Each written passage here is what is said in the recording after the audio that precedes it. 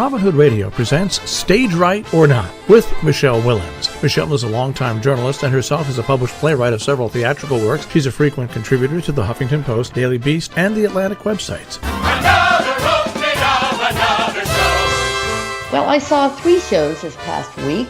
One on Broadway, an oldie that hopes to remain a goodie. Another is a contemporary version of a famous book that begat several movies and now a theatrical rethinking. And finally, a new play by an old, as in long time, playwright who always manages to get stellar names attached to his projects. So, how timeless are these works? Well, let's start on Broadway at the Broadhurst Theater, where multiple Tony winner Audra McDonald and former Oscar nominee Michael Shannon are starring in a revival of Terrence McNally's Frankie and Johnny at the Clair de Lune.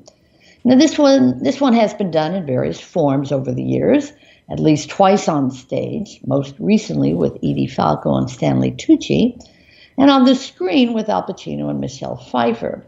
So to answer your first question, no, Audra McDonald does not sing here.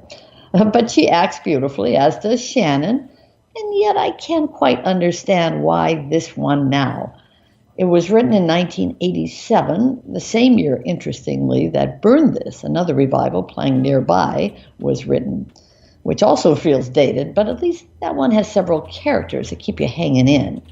Frankie and Johnny is a 2-hour, 15-minute two-hander that depends on real chemistry. As fine as McDonald and Shannon are, I just didn't feel the heat. And while every show need not be seen through the Me Too lens, this one feels downright creepy at times. A hovering, aggressive guy, a woman who keeps saying, please go, well, until she suddenly doesn't. And Terrence McNally's wit was not at its sharpest here. John sounds like a toilet or a profession. I could not be seriously involved with someone who says, pardon my French. Those are a few of the examples. And Shannon's whole first monologue is about body part humor that frankly seems more appropriate to the adolescent crowd. Ultimately, this play is about the need to find real intimacy. That's not connecting, that's holding and staring, Frankie says at one point. And about one couple's long night's journey into day. Whether audiences will connect, well, this is a limited run, and tickets are already being offered for half price. Still, if the idea of seeing a film star on stage, occasionally butt naked, by the way, or one of the great singing actresses of our time talking only, well, this may be your moment. And there is that beautiful composition by Claude Debussy of the title, which gets a full playing here.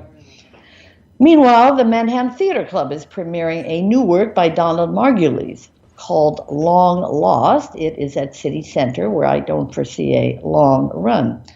Now, this is a 4-character piece, an upper-crust husband and wife, their college-age son home for Christmas, and a surprise visitor, one Uncle Billy. Well, it doesn't take us long to get the gist here, with lines like, can't I drop in on my little brother? You're all I've got. Are you using again? Last time I saw him must have been at the funeral, and so on. Now, Margulies is a celebrated playwright, having given us works like Dinner with Friends and Sight Unseen, but this one feels just plain tired. Attempts at humor are groan-worthy at times. I Googled it, said one character. What are you, a Hardy Boy? Comes a response. Anytime there is a lull, the next catastrophic plot point emerges. Possible double murder, 2 cases of infidelity, take your pick. The direction by the highly esteemed Daniel Sullivan is equally stolid. I feel bad for the actors, including Annie Paris and Kelly Aucoin, who are familiar faces from stage and television, but they have nothing remotely believable or relatable to do here. And if I never see another show about a black sheep uncle who is beyond annoying but ends up the wisest guy on stage, well, I will be a happier person. And finally, we move further downtown to the Cherry Lane Theater, where a very different kind of playwright, young Kate Hamill, is doing her thing with Little Women. Now, previously, Hamill has taken properties like Vanity Fair and Sense and Sensibility and given them jazzy, funny new takes. So now she turns to Louisa May Alcott's famous story of the four March sisters and their strong-willed mom, known as Marmee. It's an excellent production, encompassing about half the book, paring down but enhancing particular parts and characters. Now, it might seem galling to install or instill, whatever the word is, your own voice on such famous material, but Hamill explains her process. She calls it reclaiming the classics, creating, she says, inclusive, feminist, socially relevant themes. They are, she admits, radical adaptations. Well, some work better than others. Little Women is appropriate, I think, since feminine roles have changed dramatically, and yet sibling roles likely have not. At different times in our lives, we have probably identified with one sister, and then in other times we might identify with another. I am Marmee now, says one sister. The gender issue, no surprise, is heightened here. Not only does Jo dream of being a writer, she imagines how much better her life would be if she were a man. Do your best at school, she tells her male counterpart, since I cannot. Meanwhile, he feels the burdens of manhood, especially at a time when, as one character says, men are taking the field. This is, let's not forget, a story that takes place while the country was at war with itself. There is humor in this take, especially in the first act. Fortunately, the malapropisms know when to abate. The second act is pretty much bathed in sadness and sentiment, but it all works pretty darn well. And this is one show I would hope 3 generations of one family could enjoy. By the way, I think it is fair to say that Little Women is having a real moment. A TV version has been made, and yet another film adaptation will be out later this year, directed by Greta Gerwig. Now, that's apparently the 8th attempt. Well, think back and you'll probably recall Katharine Hepburn, June Allison, Winona Ryder, Susan Sarandon, and more. Proving, Jill, this tale has obviously stood the test of time. Does anyone remember the sequel to Little Women? Oh, was it Little Men? Yes, there was Little Men.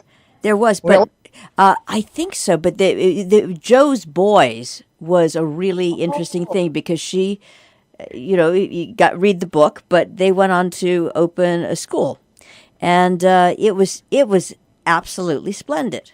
Now, is that written by Alcott herself? Jo's Boys, I think so. That's interesting. And there was a book many years later called March. I think it was just called March. It's about the father, who, of course, we never see. Well, actually, we do at the end. He's in the Civil War during most of the book. And remember that book several years ago was written. That was a nice book. Yeah. I think it was written by Gwendolyn Brooks. I'm not promising, but I think it was. Little Men was Little Men was called Or Life at Plumfield with Jo's Boys, and they were both written by Louisa May Alcott. I'm so glad to hear that she wrote other books. I guess I should have known that she wasn't one of those one-hit wonders. No, she wasn't. She was. Many years ago, when these used to exist, we had playing cards of famous writers. Flashcards that now I don't think they exist anymore. But it was a good way to while away the time on a trip if you had a sibling that. Now I imagine everybody's either watching some sort of video or, on their own individual device turning into an invertebrate with their head down. But that's neither here nor there. What's more important in this particular thing is that at the time, there have been so many different Little Women. Yes, there have. But I would always say, hey, did you read the book? Read the book first and then see how this Little Women compares to... Well, that's interesting. I brought my daughter, actually, to the show the other day, who has read the book and seen many of the films, right from the start to now. And she was very insightful, actually, helpful to me about things that were left out, when they stopped, what they didn't deal with. And she really remembered it very vividly. But also how at different times in our lives, we do. At one point, we want to be Jo, of course, the strong-willed, writer. Then another time we don't make fun of Beth anymore. She's sort of the Melanie from Gone with the Wind. I never wanted to be Beth, and I never wanted to be Melanie. Well, but that's why nobody ever made me a writer. For this sort of that leaves Amy and Jo for you, I guess. Well, Meg was all right. She just was Meg was trying to be the I mean, she just wasn't brave. Brave is the wrong word. Meg was so traditional. Right. But there was something about the comfort in tradition. Right. I don't know anyone who really wanted to be Meg, but that's the problem with being the oldest. There was a little girl at the show. I mean, a little girl, probably like 10. And I said, have you read the book? And she said, no. Is there a book? Yeah, exactly. I said, well, you should. But she was there. I don't know why. She probably knew somebody in the show or whatever. But it's nicely done. I was thinking, I guess you could say Louisa May Alcott and Harriet Beecher Stowe certainly wrote the most important books, I would think, about the Civil War. How did you find the? How did you find it compared? Did you see Vanity Fair, presumably? And I did, and that one did not knock me out. That was Sense and Sensibility was the best. Okay, that really made Kate Hamill in terms of what she's trying to do, and that was a phenomenal performance and production. Very clever. It's done down at Judson Church. Had a long run. Vanity Fair wasn't as good, but anyway. This seems to suit her in many ways. She's getting better, She's in her early 30s, I believe. But these are pretty risky, pretty gutsy things to do. But I guess you could say that Aaron Sorkin did it to Harper Lee. So, So fair's fair. Yeah, exactly. And what were you happy with Frankie and Johnny? No, fair. Like I said, I'm not quite sure why they did it. I think it's probably, they're two plum roles. Irresistible, probably, no? Yeah, if you're free for 3 months, because the run is no longer than 3 months. You're free. Hey, let's try it. Audra gets to do something besides singing, though she doesn't sing on The Good Fight, which is a wonderful TV series playing now. So maybe she's moving more into dramatic acting. They're plum roles. I remember singing with Edie Falco and Stanley Tucci, and my memory of that is they really played the entire first act, stark naked. I will say Audra McDonald very quickly jumps out of bed and puts on a robe. So you kind of get a little bit of her. Him, you see more. Him, you see a little more. But I do remember that a lot. So I guess, I don't know, I'd have to go back to the actual script and see what Terrence McNally, if he says, this act should be played totally in the nude. I don't think it matters. I'm glad I saw it. I think it's too long. I think it would probably be better in an intimate setting and one act instead of two. But what can I say? There is that beautiful music. And do you have, in the last minute, any Tony commentary? Any Tony tips that you would? Next we talk will be next Monday. It'll be the day after. So we can talk all about it then. I think it's going to be close. I think that Tootsie's going to win Best Actor. I think Hadestown is going to win Best Musical. I think Temptations will win Best Choreography. So there you got your three top musicals vying against each other. I think each of them could win something big. I don't think it'll be a runaway for anybody. It's not that kind of year. I think Bryan Cranston will probably win just because every time Bryan Cranston comes to New York, they give him an award. And I forget who else. I hope Laurie Metcalf doesn't win. I don't think she will. So I don't know. I think it'll be spread out pretty well. It'll be real interesting to talk. And then there'll be shows that are going to put up closing notices, probably by Tuesday or Wednesday. Stage Right or Not with Michele Willens, produced in the studios of Robin Hood Radio, robinhoodradio.com.